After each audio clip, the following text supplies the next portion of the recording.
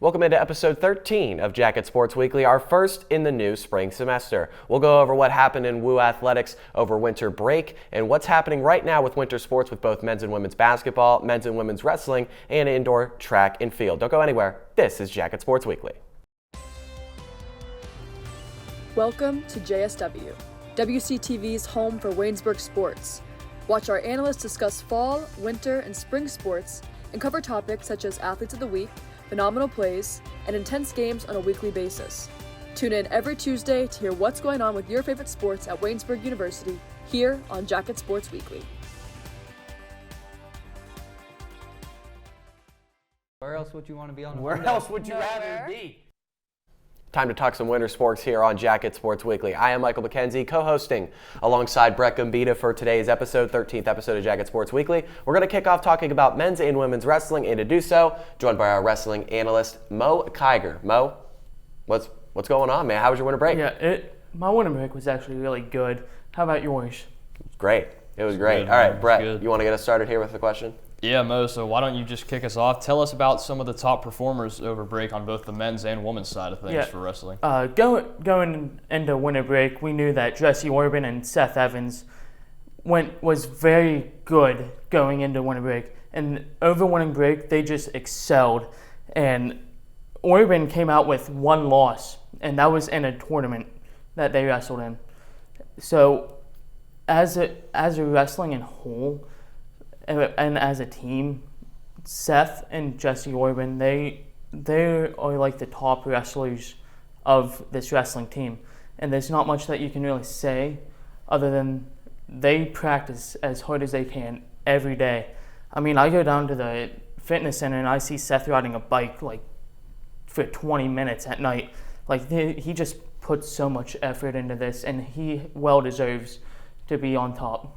Looking at the men's wrestling team right now, they just came off their match against St. Vincent. Can you kind of recap the top performers and how the team performed in that one? Yeah, so St. Vincent match was a really good match. It didn't go Waynesburg's way, which really isn't that good. But Jesse Orban, we're going to talk about him a lot, starting with the St. Vincent match. He was down in the match 2-0 going into the third period. And he got an escape point. Okay. Then he ties it up with riding time. Okay. Going into overtime, he ends up getting a takedown and near fall points, which everybody loves near fall points. It gets the crowd all excited, all hyped up, and he ended up winning the match 7-2. So hats off to him because that was a great match. And then transferring over to Seth Evans, he had an amazing match also.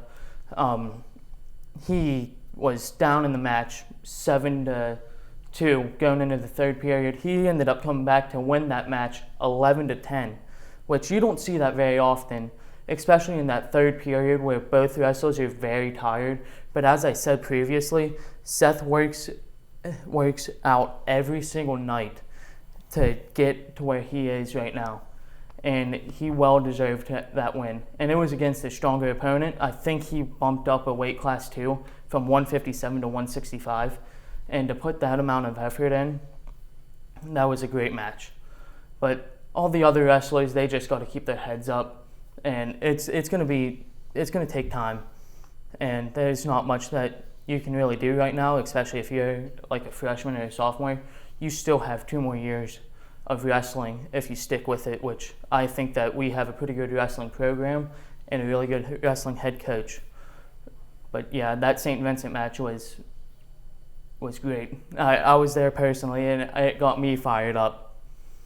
Now on the women's side of things, they just completed their first ever event at the Rudy Marisa Fieldhouse in team history. Up next for them is the PA Collegiate Women's Wrestling Championships in East Stroudsburg. What do you think they have to do to come away with a positive? That's hard because it's their first ever season as a wrestling group, and they worked everything this season as well as they could. And Farron DeWitt, we talked about her recently in the past. I feel like she's going to have a really good this tournament, especially it being towards the end, and her getting the first collegiate win for this Waynesburg team. But she's going to have a great she's going to have a great tournament along with the other women. They're also going to have a great tournament, but they're just going to keep working at it, and moving forward in this program, they're going to be on top. And then to kind of wrap this conversation up, you talked about this is their first year as a program, the women's wrestling team, first year of its existence.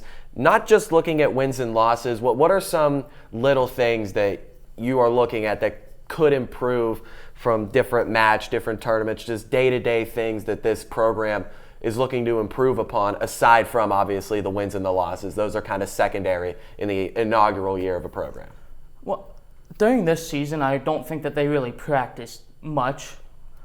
And I know that they had about a month off, like last semester. I'm just saying, like, you got to stay in the wrestling room. You got to practice every day.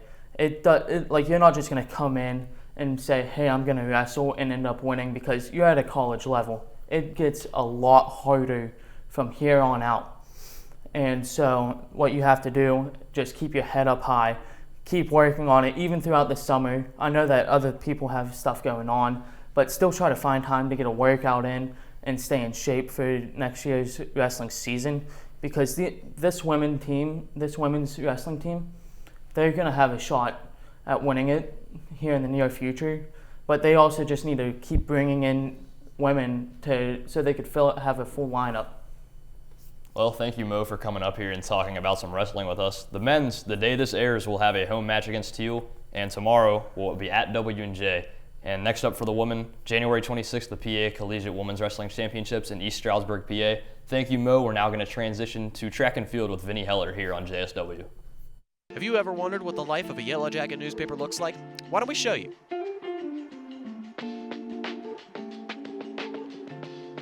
Straight from the printing press to our editor's desk into the newsstands, you can pick up your own copy of the Yellow Jacket newspaper in Buell Hall, the Stover Campus Center, or any of our other newsstand locations on campus.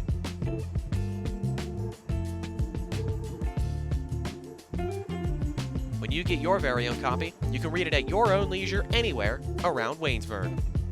You can kill time waiting for your next class to start by reading up on campus news and our op-ed pieces. You can even take your copy to the Beehive and catch up with friends as you read up on the latest regional stories. Looking for a peaceful place to read now? Head on over to the Everly Library. Sit back, relax, and catch up on the latest in Waynesburg sports. Oh, and if you didn't know, we are also digital at theyellowjacket.org.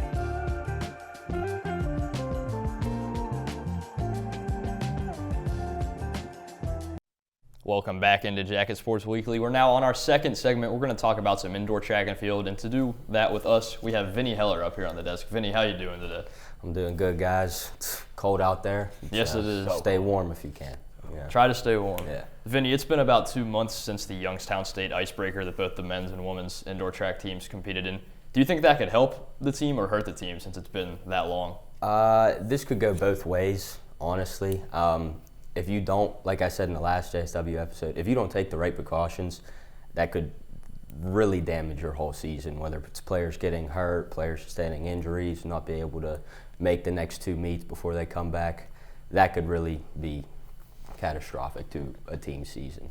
Now, on the other hand, if you do take the right precautions, like hopefully Waynesburg has done, you should be fresh off a month and a half. You should be well rested, recovered, and had a ton of time to practice. And I feel like that could be a big thing with our cross-country runners who are coming back for their first meet. And I feel like having them being rest up and all settled in now, ready to go for the season will be good. What are some of the things that you think athletes should do, such a long layoff between the last event, the last meet that they competed in, and their next one coming up soon? What are some of the things that athletes need to do to kind of stay in shape, stay in season mode moving forward, so that you're not coming back rusty or you don't take the right precautions, as you said, and it's a rough start once you get the events going back up again? So definitely like I said, you have to recover. But at the same time, over a month and a half, that's a lot of time. You should have at least a week to recover. That should be at least. You have more time. But at the same time, practicing at race speed. Your practices should always be really harder than your meet. And you do so much at practice, your body gets so used to it by hydrating, stretching, and just taking it seriously. So you come back and it's nothing new. They've got the Muskie meet coming up at Muskingum. Do you want to talk about some of the people you're looking forward to seeing in that meet perform? Definitely Ella Rochelle. She's coming off a PAC Runner of the Week. She's definitely a huge help to the Waynesburg team as she runs 4 events, which last meet she was pretty consistent with them. As I said, she was the PAC Runner of the Week. That could really help their team. Her, along with Maggie Clare, a freshman, placing high in her throwing events, Jacob Harker, all of them combined, if they stay consistent within this next meet, they'll win. Quentin Weaver, back at the YSU Icebreaker, put up one of the 4 best 5K performances in the schools, in the program's history. Can we continue to expect top-tier type finishes and times of performances from Quentin Weaver? He was doing similar stuff last year. Can we expect him to continue to do so? I think we can. As you mentioned last year, the Muskie Meet 2 was canceled, but the Muskie Meet 3, he actually he beat William Motter's 15-year program record of the 1,000 meter. So he has the all-time record in Waynesburg history for that. With the month and a half recovery, I think we should be able to expect a straight shot off the blocks from him. As he was one of the only distance runners at the YSU meet, he showed what he could do, but I feel like that was just getting back into it, and I feel like this is time to go, and I think he'll put up some good numbers. There's going to be some other PAC schools at this meet as well alongside Waynesburg, so how do you think they'll measure up against those other PAC opponents? I think they'll measure up well. Other opponents have had meets. Not the whole PAC conference will be at this Muskie meet. So it's teams Chatham, W&J, Franciscan, Teal, St. Vincent, and Geneva. They're also coming off somewhat of long breaks too. So I feel like it's with this next meet, the runners and athletes, it's who took the time over the break to get better, and that'll show a lot in this upcoming meet where there's been so much time off. Now you mentioned Ella Rochelle as one of the top performers that you're looking forward to seeing in the Muskie meet. Who are some of the other competitors that you think on the women's side have a chance to really stand out and break out this season? I have one in mind, and I've said it in the first JSW episode, Maggie Clare. I've only seen and read one meet so far, but she seems pretty special for a freshman. Placing 4th overall in the shot put, that's, like I said, as a freshman, these athletes they're into this. They've done it for years, and for an 18-year-old to come and do it out against 21, 22-year-olds, I'm excited to see her throughout the rest of the season. So the men's team in the Muskie meet last year measured up. They got 9th out of 16 teams. The women's finished in 11th out of 11, but they did have some good performers in that. So what do you think that those teams can do to build off of that performance and finish higher in this year's Muskie meet? Every team needs top finishers. If you don't have enough top finishers, obviously they'll add up, and that's what really matters at the end of the day. But having more and more even get on the podium, place 1, 2, 3, I mean, that always helps a team climb higher up. Those are little outliers in each meet, I feel like. Well, thank you, Vinny, for hopping on the desk and talking some indoor track and field. When we come back, Joey Shirillo joins us to talk women's basketball. This is the buzz.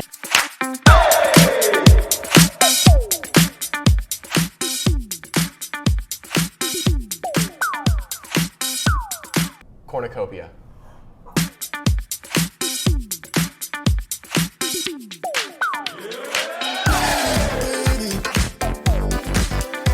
Try instead of train.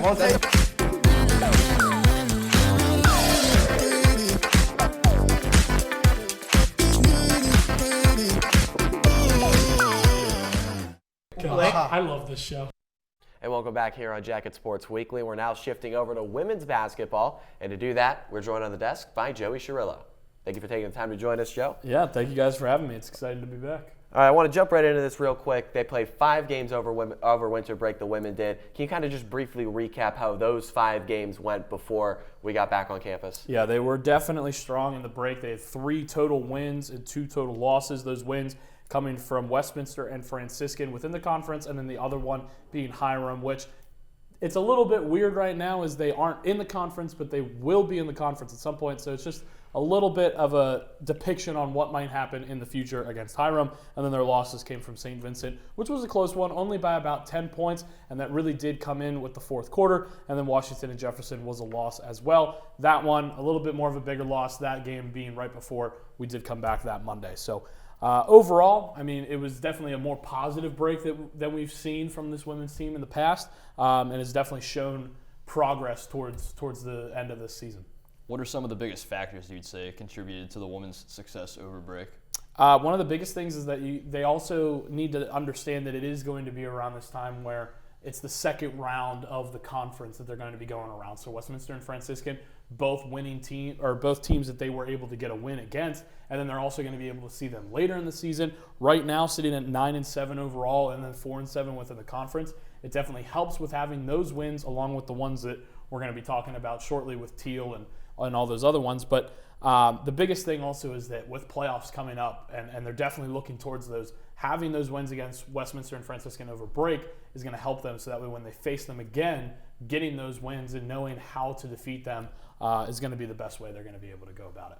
Now, last week they played 2 games against Grove City and Teal, won both of those games. What was the biggest factor, the biggest key for this team to pick up those 2 conference wins and catapult them back into the discussion in the playoff picture in the PAC? The biggest thing was that fourth quarter. I mean, they really came out swinging mainly in those first and second quarters, and they've always been able to do that throughout the season. The third quarter was, in the start of the season, really, really good for them. And then towards going into conference play, it just continued to be what we've known it as their worst quarter that they play. But when they go into the fourth quarter, they play hard, they continue to come back. Their pacing is one of the biggest things that I've seen in break and then coming out of break as well with Grove City and Teal, is just their pacing, continuing to be slow about it, whether it's McFadden, Hankins, Friday, any of them taking it up. They're always taking it slow. They're finding ways to settle it down and be in control of not only the ball, but of the court itself. So that's one of the best ways that I've seen them be doing this, is mainly with their pacing and then also their fourth quarter action. Grove City was up by 2 entering that fourth quarter. Waynesburg ended up outscoring them 26-15. Joey, is that something you could see Waynesburg replicating in upcoming PAC games? I definitely think they can. The biggest thing with that is that they've, in the past, just kind of rely on one single player, and it changes throughout the season and basically throughout any game. For the Grove City game, it was Clara Page Miller that was doing that. At that point, having only 18 total minutes, was 9 for 11 at the free throw line, 8 total rebounds, and 11 total points. I mean, she just continued to do that, and that was mainly down in that fourth quarter. She was able to draw those fouls out, get back to the line, find those points that they needed to get about a 10-point lead above Grove City. So that was one of those things that they were able to do well, and that's one of those things is that, like we said, in the fourth quarter, you need to draw the fouls. You need to find the way to get to the line, because that is what the game comes down to. One more thing about that Grove City game. They were 5th in the conference going into that game. Winning record in PAC play. Was a game that Waynesburg came in as the underdogs. A lot of people were probably thinking Grove City would come away with the win there. Grove City beat Waynesburg back at Grove City earlier in the conference schedule. How important is that win for this program? I mean, going into it, as you said, a lot of people thought that Waynesburg was going to be the underdogs. Waynesburg being 7th in offense and 7th in defense, and Grove City being 6th in both of those categories as well. It was one of those things that people just were like, oh, maybe it could be a little bit closer. And the biggest thing with that was just the players understood that as well. And they understood that they did have a chance. They had that confidence in them. And that started their second round throughout the PAC. They're going to be going around for a second time. The only other team that they didn't play yet at that point was Teal, in which we'll talk about shortly. But against Grove City, they knew that this was a must win, or it was a confidence win that they needed. Even if they did lose, losing by 5 or 4 points was one thing that they definitely kept in mind, and then being able to win here was just overall great, and it does help them a lot towards confidence, morale, all that, but also towards the playoffs. Let's talk about that Teal game this past Saturday, a 91-75 Waynesburg win. It was a three-point party. Do you think Waynesburg should live and die by the three ball? I do not believe so. They've been able to be at that point very well. Macy Justice and Kara McFadden did that quite well. Kara McFadden having 4 for 8 and then Justice going 3 for 6. It definitely did help that game, but definitely with Teal hasn't had a win yet, and that's one thing that they do need to keep in mind. Is just because Teal, they were able to do it against them, doesn't mean you should do it all the time. Teal is still a good opponent. Teal is one team that they definitely need to realize, especially because that's going to be towards the end of their season for Senior Day. But it was definitely a good contest that they had with those three-pointers, but I don't think living and dying by it is a good strategy. Now, last thing before we wrap this up, they're going to Bethany on Wednesday, then they're back home against Geneva on Saturday. Those are two teams that they've already lost to in the conference schedule. What are the keys to flipping the script the second meeting, similar to the way they did against Grove City, and picking up what would be much needed conference victories? As I said before, the fourth quarter is what has been helping this team in our recent games that we've seen. But against Bethany, when they played on November 26th of 2024, the fourth quarter was not their friend. They let up 32 total points. Bethany was able to get that win 99-77. I don't think that's going to happen again. This team definitely knows how to play defense a lot more and has been able to communicate a lot more than we did see in that Bethany matchup they had back before Thanksgiving break. So I think the biggest thing that we're going to be needing to see is that fourth quarter action we've been seeing in these past few games against Teal, against Grove City in the winter break. So just continuing to do that against Bethany, I definitely think will help. And Geneva, it was a 6-point loss. It was back and back the entire game against Geneva. So I think just being consistent, continuing with that pacing like we talked about earlier, just continuing to know where you're standing and what you need to do with who is on the court, they'll continue to roll through. Joey, thank you for taking the time to join us up here. When we return, Benicio DeFalco will have the report on men's basketball.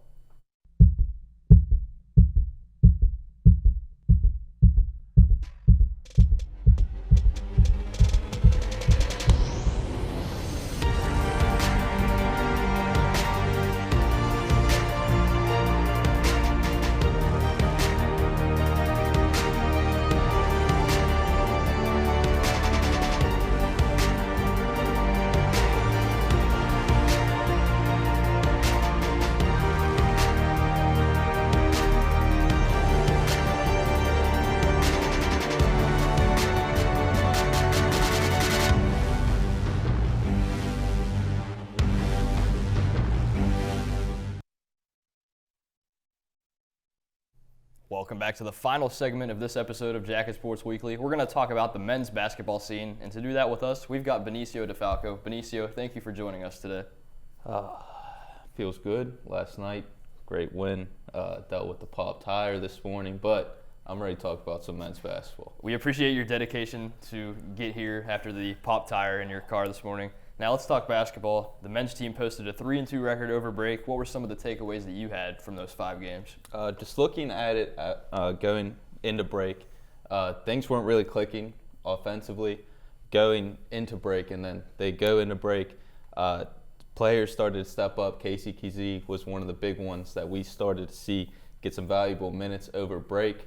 We'll talk into that a little bit going on later, but he was one of the bright spots. Anton Baker continued to do what he's been doing all season long, kind of getting in that 14 points per range, and his rebounds going up along with PJ Suggs. So everyone kind of just stayed consistent, as I said, Casey Kazee had a couple good games. Scott Bilvis, those two guys have been 2 focal points coming off the bench for this men's basketball team, and they were able to contribute over break especially. Now, looking at their 2 games they had last week coming out of break, 2 tough losses at home to Grove City, on the road to Teal. What do you think was the main thing that went wrong in those 2 games? Well, first of all, offensively, I just felt like they looked a little flustered at times. It seemed like things were a little bit rushed. They looked a little confused offensively. We talked about it, that Bethany game. It seemed like sometimes, they were just relying on Anton Baker and PJ Suggs to score. Anton had 5. I believe PJ had 8 in that game. With outcomes like that, you're not going to win basketball games. I think Scott Bilvis was the leading scorer in that with 12 points. He's had good showings all season long, but his minutes have not been consistent. And I think that's one of the issues in this team is that their depth, they go in, they show what they're capable of, but when it comes to these big-time matchups, the PAC matchups, sometimes we see them not get the minutes that they necessarily deserve. Focusing in on the last 3 games, the 3-game losing streak that they're on, W&J, Grove City, and Teal. They've lost the first half, the Waynesburg men's team has, in all 3 of those games. So what are some things they can do to avoid getting off to those slow starts? I would just say keeping a positive mindset. Like I said, when I was looking at this and just looking at how things have broken down this season, I was just thinking, if you would have told me at the end of last season that this is where Waynesburg would be sitting at, I would have probably laughed at you. I thought that they would definitely improve this season, especially with the transfers that they've brought in. We've mentioned a number of times how many transfers they've brought in, and it's time to step up for these guys. We know that they loaded up in the transfers. We expect good things. It's time for their stars to show out. Anton Baker, he didn't come back for a 5th year to just get his 1,000 points. He wants to go on another playoff run and submit his legacy here at Waynesburg. So I think for those guys, the stars need to show out. But not only that, I mentioned Scott Bilvis and Casey Kazee coming off the bench. With some big games going forward, I'd expect guys like that to really step up. I know we're going to see the good games from Anton Baker, but they're going to be, defensively, they're going to be shadowing in on him and Suggs. So I'd expect those guys that you don't necessarily hear about every day to step up. Now, there was a stretch, the second half of the Grove City game and the first half of the Teal game, where Waynesburg shot 0 for 17 from 3. It's been a concerning lack of three-point shooting, 7 for 37 overall, 18% from three-point range the last 2 games. How concerning is that lack of three-point shooting and the low shooting numbers from beyond the arc? Well, it's a huge concern because for starters, you look at this Waynesburg roster, they're not made off shooters. Start to finish, they're pretty much made off defense. And honestly, that hasn't been there. I know, that's been an issue. You look at the Teal game, they didn't have many scores in that Teal game over the double digits, but everyone seemed to be able to score willingly. And just going down that, you talked about the shooting. They don't have a roster of shooters, and when they get those guys in, they don't necessarily draw the plays up for those guys. Because it seems like those guys are almost used as a distraction at times. They'll sit out at the three-point arc, and they'll have guys like Anton Baker, PJ Suggs, Jalen Davis just drive to the rim. I'd like to see them used more offensively, have a few play sets, get some screens, just try to get some open threes. And I think with that, it just comes with confidence. They didn't shoot many threes versus Grove City, and then they shot a little more versus Teal. So I would just say staying consistent with their shooting numbers as well, because the more you're going to throw up, the more that are going to go in. Going back to that Grove City game for a second, head coach Steve Lamy for Grove City in that game played 18 players. Do you think Waynesburg was confused by the number of lineup changes that Grove City threw in there? I would say so, but if you look at their scoring-wise, it was really just 3 main guys. Chase Yarborough all season long for Grove City, 23 points. So I think they kind of just stuck to their core 3, and they said, all right, we can sub these other guys out. These things are working for us. Now, looking ahead to this week, they're playing at Bethany. They're playing at home against Geneva. I asked this question to Joey in the women's basketball segment. What do you think are the keys to picking up 2 almost gotta-have-it conference victories with the way that this season has gone? 3 straight PAC losses now. They're outside the playoff picture. How do they pick up 2 wins to get back into it? So the good thing is, versus Bethany, you've won 3 straight, including 1 this season at your house. The problem is you're going on the road, and this is a rivalry game. We've seen this game pick up in the years past, especially with Bethany. And just these guys come to play every single time we play these guys. Both teams play hard. We saw it last time when they came to our house. It came down to the wire. So just keeping that confidence, like I mentioned, 3 straight versus this team. You can beat them. It's going to be hard to get another one, but in a much-needed time. So do you think Bethany is catching Waynesburg at a good time, or do you think Waynesburg is bound to break out of this losing skid? See, I would say it's hard to mark right now because this Waynesburg team has been so inconsistent all year round where, they'll go out and they'll win a top team in the PAC, and then they'll lose to the kind of bottom teams, but then they'll go on a little winning streak, and then they'll go again and lose 3 straight. So it's kind of just in between right now. But I will say Bethany, I think they caught them at a good time, especially if you look at their scores. Waynesburg's scores have not been going in the direction that they started in.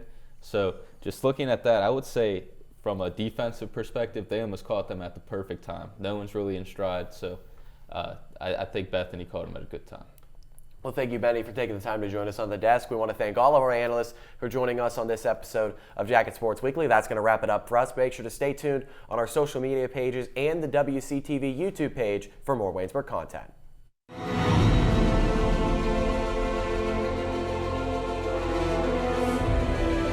This has been a production of Waynesburg Community Television.